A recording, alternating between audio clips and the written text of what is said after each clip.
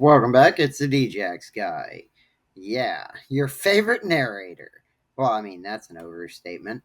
But this is going to be of the first and last things from Human All Too Human again. This is continuing parts 18 to 34 of that first part. Of course, it's Friedrich Nietzsche, as I said before.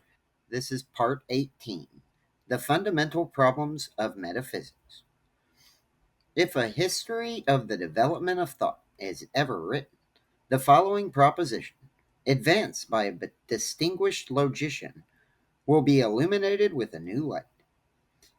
The universal primordial law of the apprehending subject consists in the inner necessity of cognizing every object by itself, as in its essence, a thing unto itself. Therefore, as self existing and unchanging, in short, as a substance. Even this law, which is here called primordial, is an evolution. It has yet to be shown how gradually this evolution takes place in lower organizations, how the dim mole eyes of such organizations see, at first, nothing but a blank sameness, how later, when the various excitations of desire and aversion manifest themselves, various substances are gradually distinguished, but each with an attribute, that is, a special relationship to such an organization. The first step toward the logical is judgment, the essence of which, according to the best logicians, is belief. At the foundation of all beliefs lie sensations of pleasure or pain in relation to the apprehending subject. A third feeling, as the result of two prior, single, separate feelings, is judgment in its crudest form. We, organic beings, are primordially interested by nothing whatever in anything, Dinge, except its relation to ourselves with reference to pleasure and pain. Between the moments in which we are conscious of this revelation, the states of feeling, lie the moments of rest, of not feeling. Then the world and everything, ding, have no interest for us. We observe no change in them, as at present a person absorbed in something does not notice anyone passing by. To plants, all things are, as a rule, at rest eternally, every object like itself, from the period of lower organisms, has been handed down to man the belief that there are like things, gleiche Dinge. Only the trained experience, attained through the most advanced science, contradicts this postulate. The primordial belief of all organisms is, perhaps, that all the rest of the world is one thing and motionless. Further away from this first step toward the logical is the notion of causation. Even today, we think that all our feelings and doings are, at bottom, acts of the free will. When the sentient individual contemplates himself, he deems every feeling, every change, a something isolated, disconnected, that is to say, unqualified by a thing. It comes suddenly to the surface, independent of anything that went before or came after.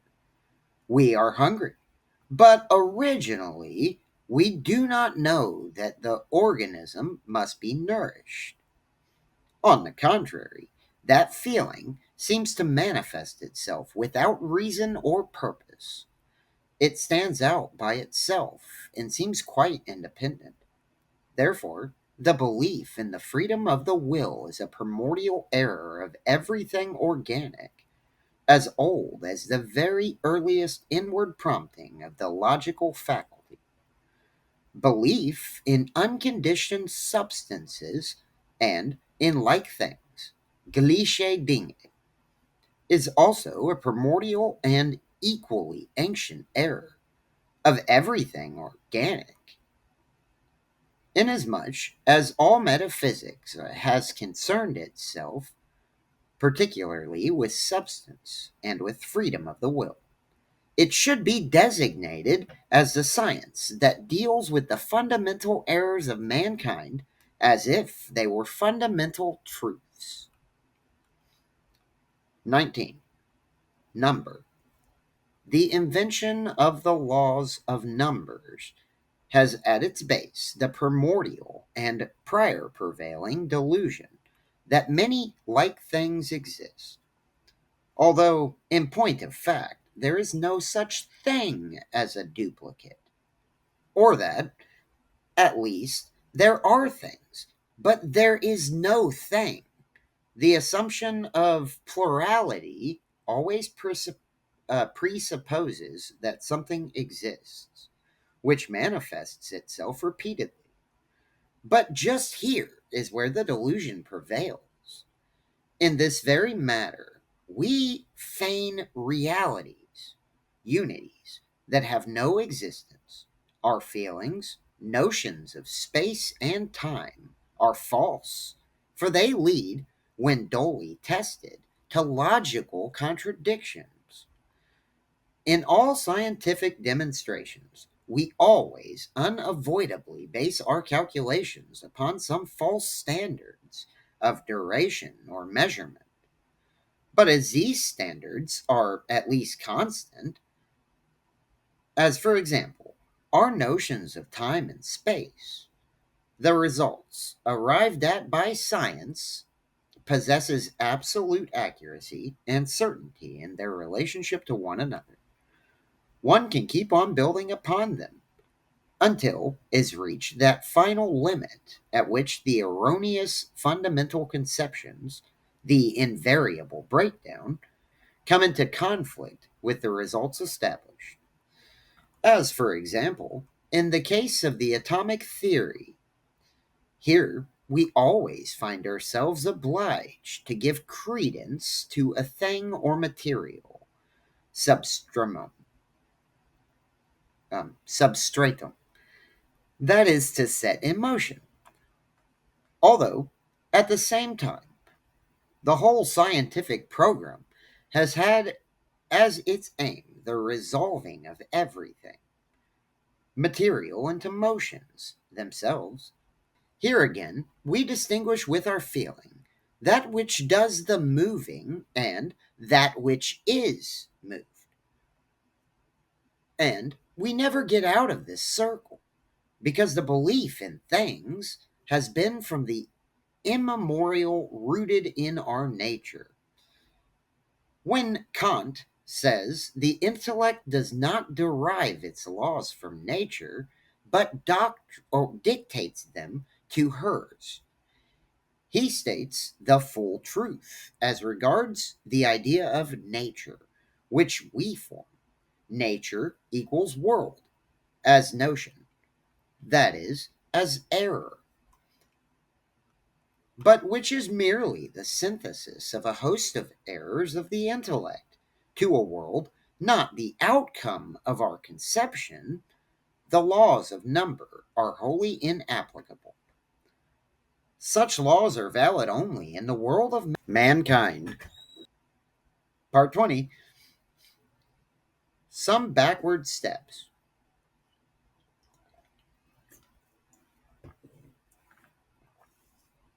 Hmm.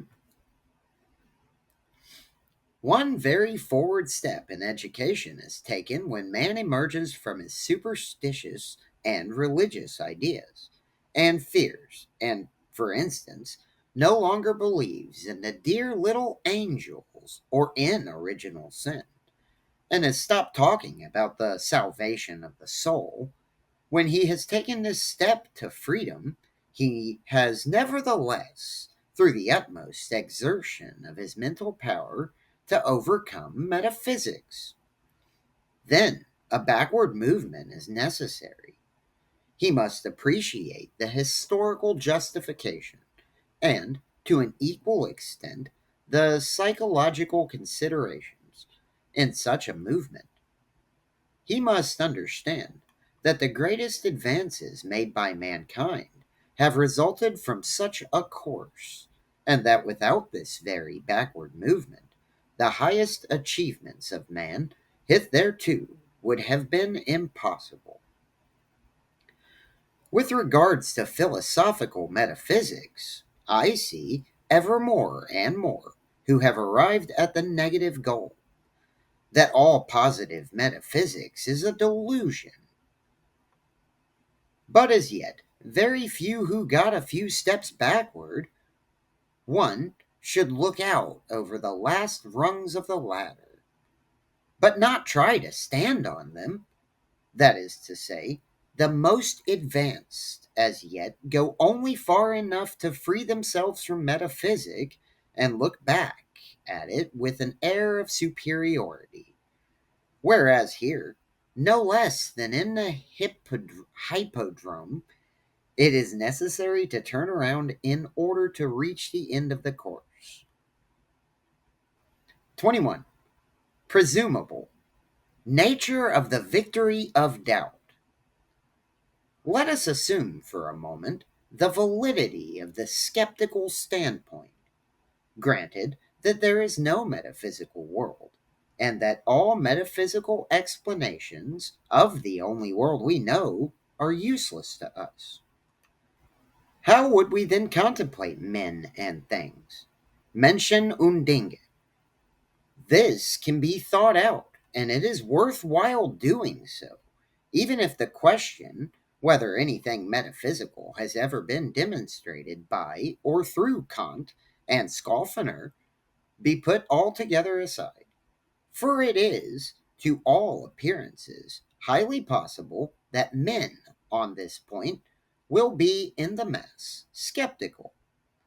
The question thus becomes, what sort of a notion will human society, under the influence of such a state of mind, form of itself? Perhaps the scientific demonstration of any metaphysical world is now so difficult that mankind will never be free from a distrust of it. And when there is formed a feeling of distrust of metaphysics, the results are, in the mass, the same as if metaphysics were refuted altogether and could no longer be believed. In both cases, the historical question with regard to an unmetaphysical disposition in mankind remains the same. 22. Disbelief in the monumentum ere perennius. A decided disadvantage attending the transmission of the metaphysical modes of thought is that the individual fixes his mind too attentively upon his own brief lifetime and feels no strong inducement to aid in the foundation of institutions capable of enduring for centuries. He wishes himself to gather the fruit from the tree that he plants, and consequently, he no longer plants those trees which require centuries of constant cultivation and are destined to afford shade to generation after generation in the future. For metaphysical views inspire the belief that in them is afforded the final sure foundation upon which henceforth the whole future of mankind may rest and be built upon. The individual promotes his own salvation. When, for example, he builds a church or a monastery, he is of the opinion that he is doing something for the salvation of his immortal soul. Can science, as well, inspire such faith in the efficacy of her results? In actual fact, science requires doubt and distrust as her surest auxiliaries. Nevertheless, the sum of the irresistible, that is, all the onslaughts of skepticism, all the disintegrating effects of surveying truths, can easily become so great as, for instance, in the case of hygienic science, as to inspire the demonstration to build eternal works upon it. At present, the contrast between our excited, ephemeral existence and the tranquil repose of metaphysical epochs is too great, because both are as yet in too close juxtaposition. The individual man himself now goes through too many stages of inner and outer evolution for himself to venture to make a plan even for his lifetime alone. A perfectly modern man indeed, who wants to build himself a house, feels as if he were walling himself up alive in a mausoleum.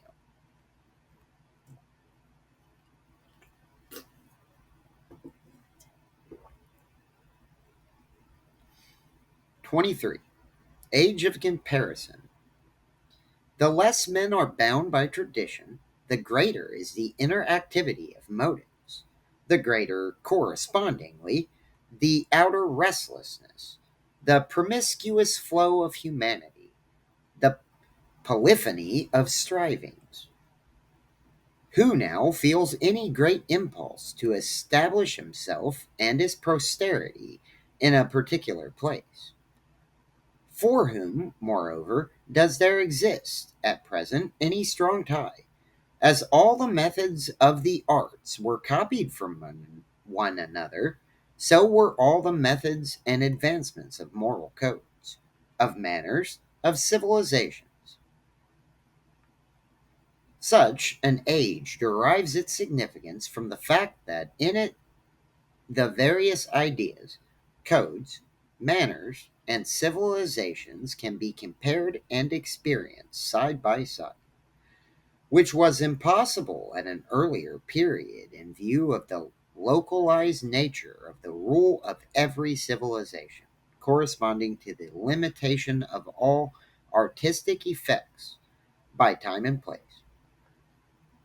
Today, the growth of the aesthetic feeling is decided, owing to the great number of artistic forms which offer themselves for comparison, the majority.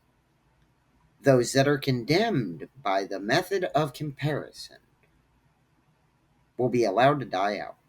In the same way, there is today taking place a selection of the forms and customs of the higher morality, which can result only in the in the extinction of the vulgar moralities. This is the age of comparison. That is its glory, but also its pain. Let us not, however, shrink from this pain. Rather, would we comprehend the nature of the task imposed upon us by our age as adequately as we can. Posterity will bless us for doing so.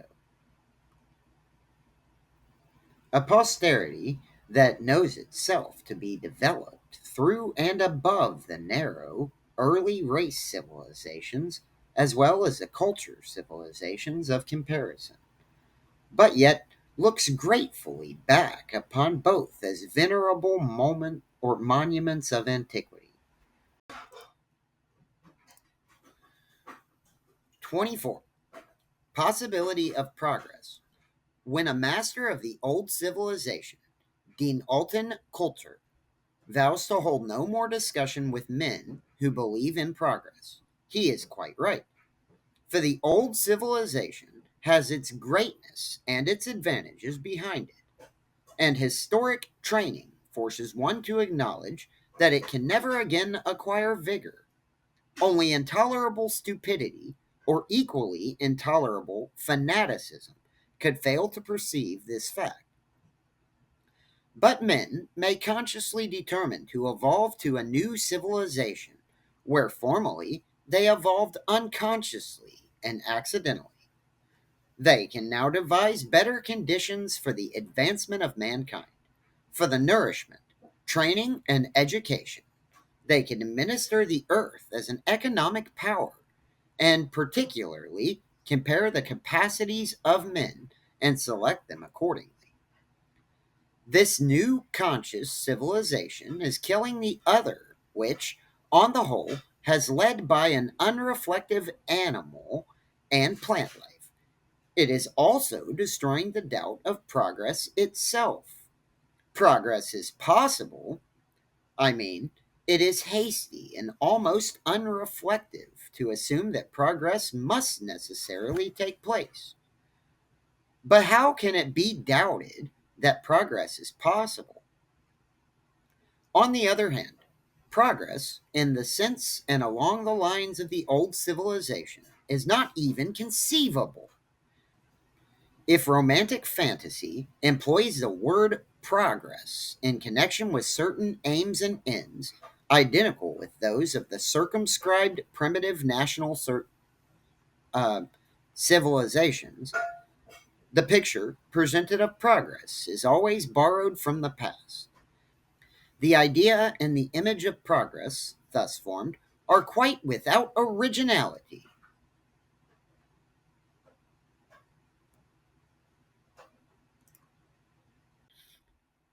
25. Private ethics and world ethics. Since the extinction of the belief that a God guides the general destiny of the world, and, notwithstanding all the contortions and windings of the path of mankind, leads it gloriously forward, men must shape ossument, so, um, oh, ossumenical world embracing ends for themselves.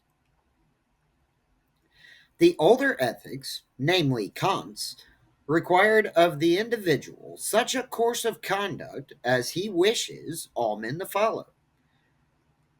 This evinces much simplicity, as if any individual could determine offhand what course of conduct would conduce to the welfare of humanity, and what course of conduct is preeminently desirable. This is a theory like that of freedom of competition, which takes it for granted that the general harmony of things must prevail of itself in accordance with some inherent law of betterment or amelioration. It may be that a later contemplation of the needs of mankind will reveal that it is by no means desirable that all men should regulate their conduct according to the same principle. It may be best, from the standpoint of certain ends yet to be attained, that men, during long periods, should regulate their conduct with a reference to special and even, in certain circumstances, evil objects. At any rate, if mankind is not to be led astray by such a universal rule of conduct, it behooves it to attain a knowledge of the condition of culture that will serve as a scientific standard of comparison in connection with cosmical ends. Herein is comprised the tremendous mission of the great spirits of the next century. 26. Reaction as progress. Occasionally, harsh, powerful, impetus, yet nevertheless backward spirits appear, who try to conjure back some past era in the history of mankind.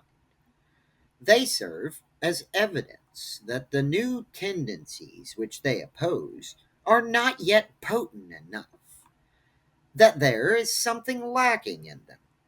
Otherwise, they, the tendencies, would better withstand the effects of the conjuring back process.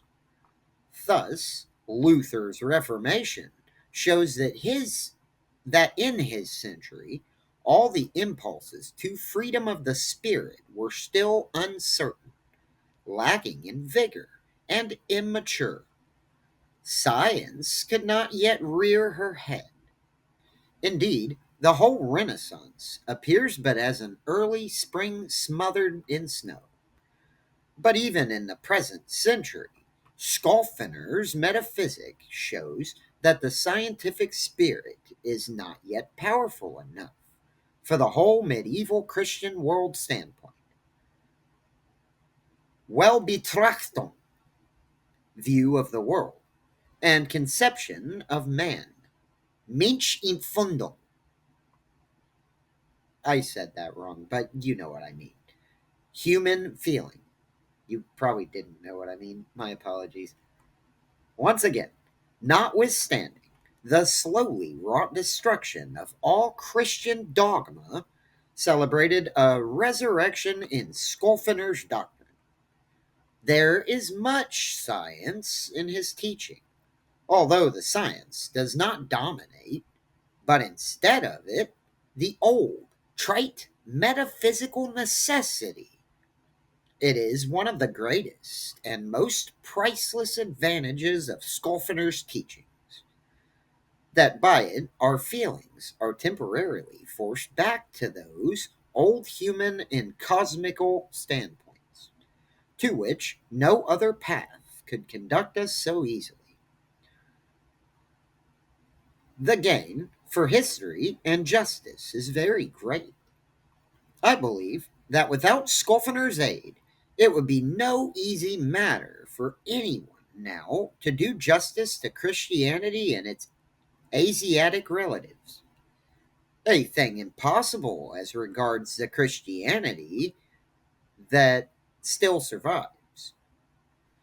After according this great triumph to justice, after we have corrected in so essential a respect the historical point of view which the age of learning brought with it, we may begin to bear still farther onward the banner of enlightenment, a banner bearing the three names Petrarch, Erasmus, Voltaire. We have taken a forward step out of reaction. 27. A substitute for religion. It is supposed to be a recommendation for philosophy to say of it that it provides the people with a substitute for religion.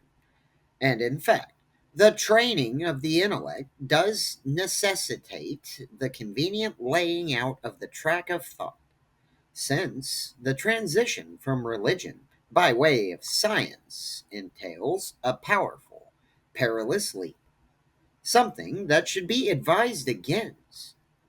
With this qualification, the recommendation referred to is as just one. At the same time, it should be further explained that the needs which religion satisfies, and which science must now satisfy, are not immutable. Even they can be diminished and uprooted. Think, for instance, of the Christian soul need, the sighs over one's inner corruption, the anxiety regarding salvation, all notions that arise simply out of errors of the reason and require no satisfaction at all, but annihilation. A philosophy can either so affect these needs as to appease them, or else put them aside altogether. For they are acquired, circumscribed needs, based upon hypothesis, which those of science explode. Here, for the purpose of affording the means of transition, for the sake of lightening the spirit overburdened with feeling, art can be employed to far better purpose, as these hypotheses um, receive far less support from art than from a metaphysical philosophy. Then from art, it is easier to go over to a really emancipating philosophical science.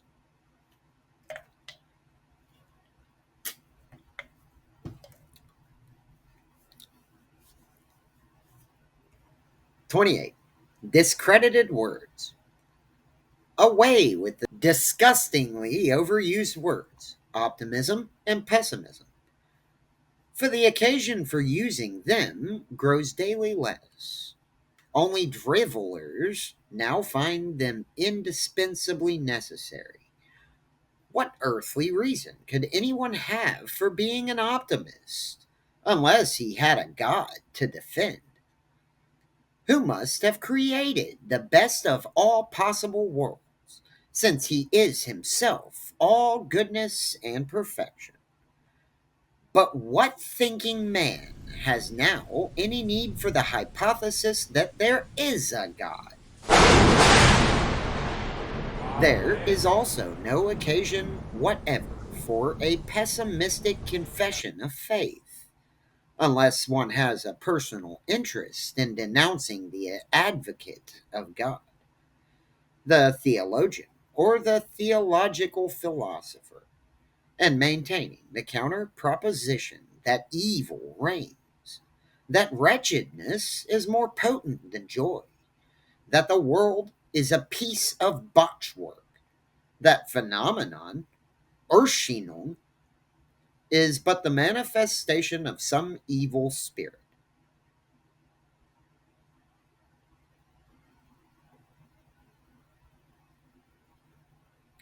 But who bothers his head about the theologians anymore? Except for the theologians themselves.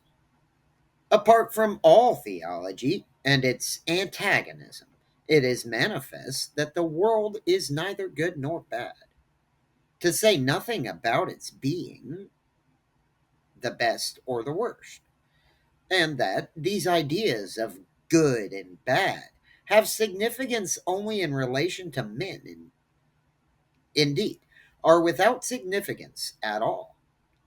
In view of the sense in which they are usually employed, the contemptuous and the eulogistic point of view must, in every case, be repudiated.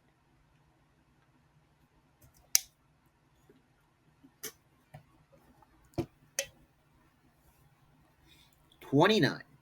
Intoxicated by the perfume of flowers. The ship of humanity, it is thought, acquires an even deep or an ever deeper draught the more it is laden. It is believed that the more profoundly man thinks, the more exquisitely he feels. The higher the standard he sets for himself, the greater his distance from the other animals. The more he appears as a genie, among animals, the nearer he gets to the true nature of the world and the comprehension thereof. This, indeed, he really does through science, but he thinks he does it far more adequately through his religion and arts. These are certainly a blossoming of the world, but not, therefore, nearer the roots of the world than is the stalk.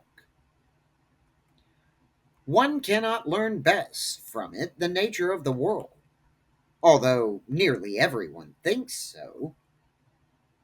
Error has made man so deep, sensitive, and imaginative in order to bring forth such flowers as religion and arts. Pure apprehension would be unable to do that. Whoever should disclose to us the essence of the world would be undeceiving us most cruelly. Not the world as a thing in itself, but the world as an idea, as error, is rich, important, deep, wonderful, carrying happiness and unhappiness in its womb. This result leads to a philosophy of world negativity. Oh, wow. Negation, which at any rate can be as well combined with a practical world affirmation as with its opposite. 30. Evil habits in reaching conclusions. The most usual erroneous conclusions of men are these: a thing exists, therefore it is right. Here, from capacity to live is deduced fitness. From fitness is deduced justification. So also, an opinion gives happiness, therefore it is the true one. Its effect is good, therefore it is itself good and true. Here is predicated of the effect that it gives happiness. that it is good in the sense of utility. And there is likewise predicated of the cause that it is good, but good in the sense of logical validity. Conversely, the proposition would run: a thing cannot attain success, cannot maintain itself, therefore it is evil. A belief troubles the believer, occasions pain, therefore it is false.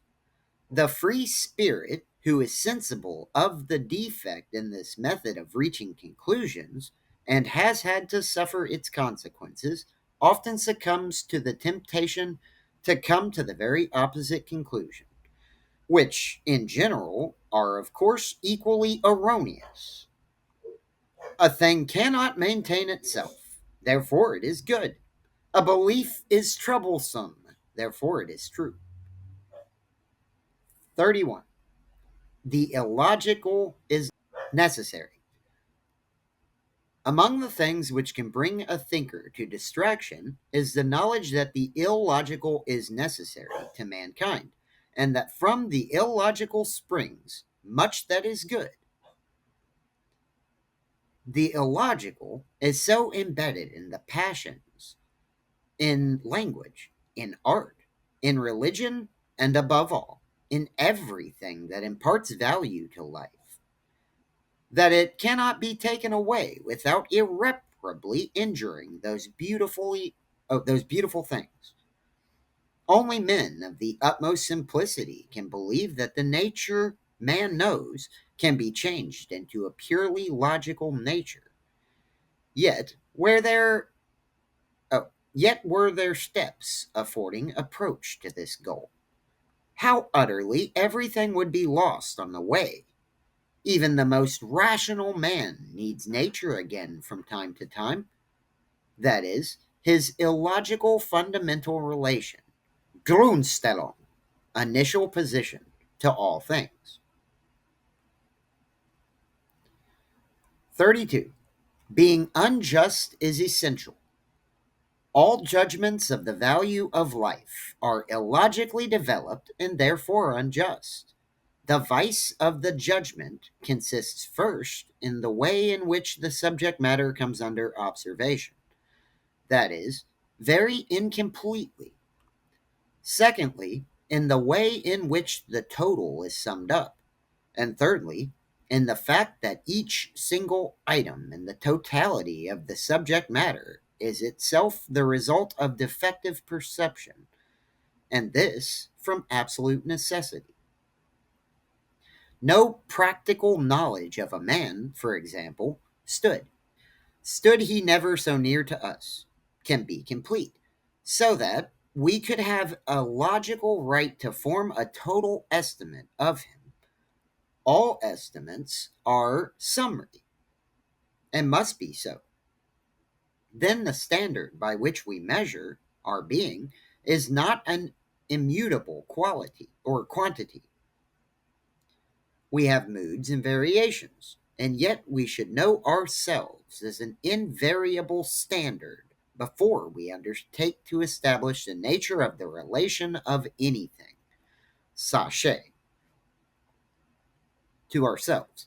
Perhaps it should follow from all this that one should form no judgments whatever. If one could but merely live without having to form estimates, without aversion, and without partiality, for everything most abhorred is closely connected with an estimate, as well as every strongest partiality, an inclination towards a thing, or from a thing, without any accompanying feeling that the beneficial is desirable and the pernicious contemned. An inclination without a sort of experiential estimation of the desirability of an end does not exist in man. We are primordially illogical and hence unjust beings, and can recognize this fact. This is one of the greatest and most baffling discords of existence. 33. Error respecting living for the sake of living essential. Every belief in the value and worthiness of life rests upon defective thinking. It is, for this reason alone, possible that sympathy with the general life and suffering of mankind is so imperfectly developed in the individual. Even exceptional men who can think beyond their own personalities do not have this general life in view, but isolated portions of it. If one is capable of fixing his observations upon exceptional cases, I mean upon highly endowed individuals and pure souled beings, if their development is taken as the true end of world evolution, and if joy be felt in their existence, then it is possible to believe in the value of life, because in that case the rest of humanity is overlooked. Hence, we have here defective thinking. So, too, it is even if all mankind be taken into consideration, and one species only of impulses, the less egoistic, brought under review, and those in consideration of the other impulses exalted, then something could still be hoped of mankind in the mass, and to that extent there could exist belief in the value of life. Here again, as a result of defective thinking, whatever attitude thus one may assume, one is, as a result of this attitude, an exception among mankind. Now, the great majority of mankind endure life without any great protest, and believe to this extent in the value of existence. But that is because each individual decides and determines alone, and never comes out of his own personality. Like these exceptions, everything outside of the personal has no experience for them, or at the utmost is observed as but a faint shadow. Consequently, the value of life for the generality of mankind consists simply in the fact that the individual attaches more importance to himself than he does to the world. The great lack of imagination from which he suffers is responsible for his inability to enter into the feelings of beings other than himself, and hence his sympathy with their fate and suffering is of the slightest possible description. On the other hand, whoever really could sympathize necessarily doubts the value of life. Were it possible for him to sum up and to feel in himself the total consciousness of mankind, he would collapse with a malediction against existence. For mankind is, in the mass, without a goal, and hence man cannot find in the contemplation of his whole course anything to serve him as a mainstay and a comfort, but rather a reason to despair. If he looks beyond the things that immediately engage him to the final aimlessness of humanity, his own conduct assumes in his eyes the character of a frittering away. To feel oneself, however, as humanity, not alone as an individual, frittered away exactly as we see the stray leaves frittered away by nature, is a feeling transcending all feelings. But who is capable of it? Only a poet, certainly, and poets always know how to counsel themselves. 34. For tranquility.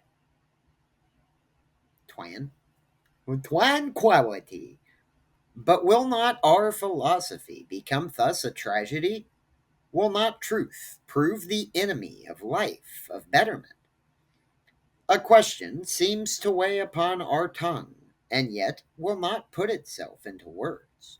Whether one can knowingly remain in the domain of the untruthful, or, if one must, whether then death would not be preferable. For there is no longer any ought, solid morality, so far as it is involved. Ought is, through our point of view, as utterly annihilated as religion. Our knowledge can permit only pleasure and pain, benefit and injury, to subsist as motives.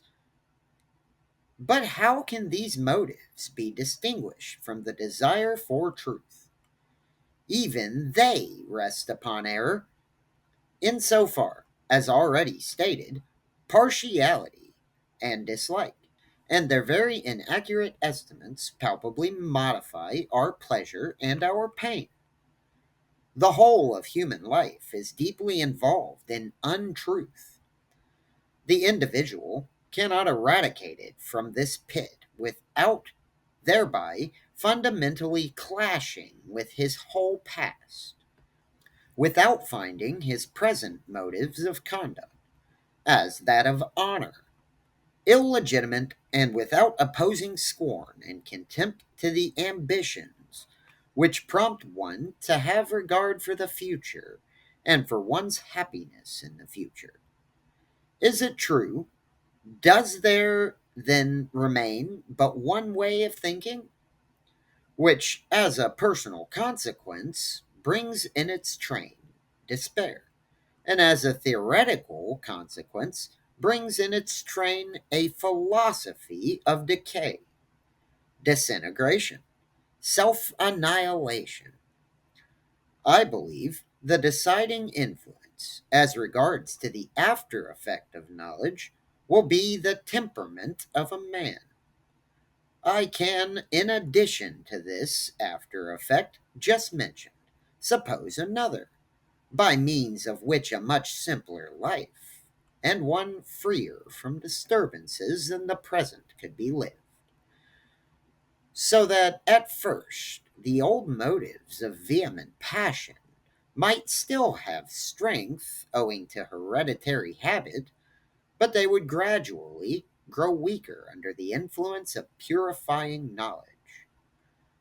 A man would live, at last, both among men and unto himself, as in a natural state, without praise, reproach, competition, feasting one's eyes, as if it were a play, upon much that formerly inspired dread. One would be rid of the strenuous element, and would no longer feel the goad of the reflection that man is not even as much as nature, nor more than nature, to be sure. This requires, as already stated, a good temperament, a fortified, gentle, and naturally cheerful soul, a disposition that has no need to be on its guard against its own eccentricities and sudden outbreaks, and that, in its utterances, manifests neither sullenness nor a snarling tone, those familiar, disagreeable characteristics of old dogs and old men that have been a long time chained up. Rather must a man, from whom the ordinary bondages of life have fallen away to so great an extent, so do that he only lives on in order to grow continually in knowledge, and to learn to resign without envy and without disappointment much, yes, nearly everything that has value in the eyes of men must be content with such a free, fearless soaring above men, manners, laws, and traditional estimates of things, as the most desirable of all situations. He will freely share the joy of being in such a situation, and he has perhaps nothing else to share in which renunciation and self denial really most consist. But if more is asked of him, he will, with a benevolent shake of the head, refer to his brother, the free man of fact, and will, perhaps not, dissemble a little contempt, for as regards his freedom, thereby hangs a tale.